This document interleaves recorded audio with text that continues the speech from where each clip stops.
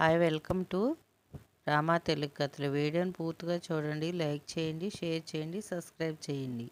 ఈరోజు పొడుపు కథ వచ్చేసి డ్రెస్సు కాని డ్రెస్సు. ఏమి డ్రెస్సు? ఈరోజు కథ పేరు వృద్ధాశ్రమం వర్ధిల్లాలి.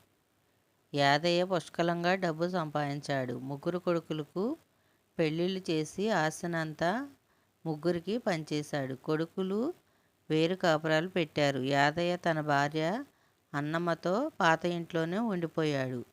రోజులు దొర్లుతున్నాయి. అన్నమ్మకు అవసాన దశ వచ్చింది. మన బిడ్డలు మనల్ని ఆదుకుంటారో లేదో అన్న అనుమానంతో మొదటి నుంచి కొంత సొమ్ము దాస్తూ వచ్చాను. ఇదిగో అంటూ ఓ పెద్ద సంచిని అతని చేత పెట్టి కన్నుమూసింది. అంత్యక్రియలు అయ్యేదాకా ఉండి వెళ్ళిపోయారు కొడుకులు. మళ్ళీ రాలేదు. యాదయ్యను తమతో రమ్మనలేదు. యాదయ్య ఒకరోజు పెద్ద కొడుకు ఇంటికి వెళ్ళాడు.